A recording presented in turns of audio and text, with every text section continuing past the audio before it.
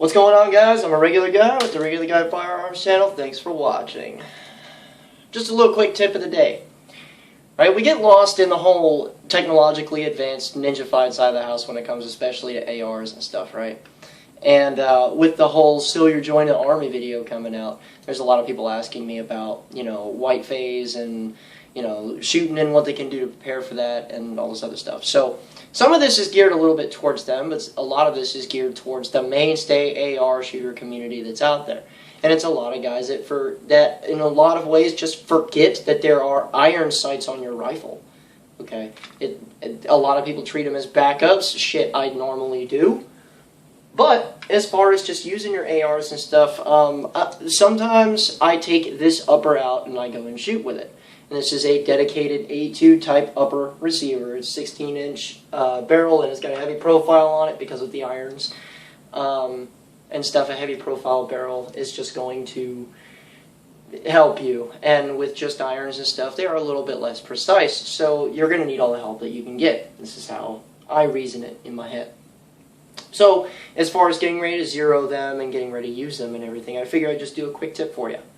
Okay, so with your iron sights and stuff, here's a really big thing that I see a lot of people just overlooking a lot.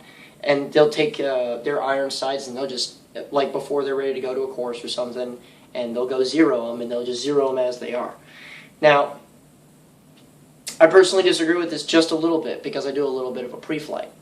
And something that I was taught a while ago by my father with ARs and stuff is that with particularly your front sight post, there's a little trick that people have been using for a long time to try and make sure that whatever got in there and scratched it or anything like that, because foreign elements will get in there, is that they'll try to blacken them. And the best way that you can do that is to use a lighter.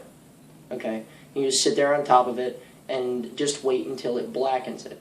And of course, you may not use just one side of that sight, so, and of course my AC vent is getting all up in the way, but you get all four sights of that, or all four sections of that front sight, so that it's completely blackened out. So when you go out there and either test your zero it, or use it independently in a class, you can go ahead and use a blacked out sight. This is actually why I prefer metal backup iron sights in general, just because I can do that. The polymer front sight posts tend to get a little bit dinged up, and the mix sights between polymer on the outside guards and a metal one on the inside makes this really difficult to do because you can just melt that plastic quickly. Okay.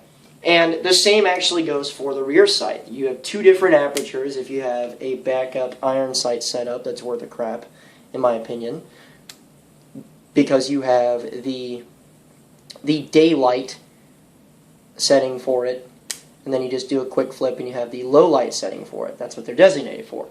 I used a low light setting as a close quarters iron setup too, simply because if I'm shooting 50 yards and in, I don't really need a smaller aperture. And I'll just go ahead and take the lighter to both of those as well. And of course, as far as your whole pre-flight check is concerned, before you go to zero it, I just make sure that all the little knobs and stuff are working on them. And the next thing that I would never be caught dead without is a front sight post tool, which is why I prefer very traditional front sight type setups, simply because I can use a standard front sight tool on it at all times. That, and with military guns, it's just compatible for that. So that's my quick tip for the day for y'all as far as iron sights is concerned.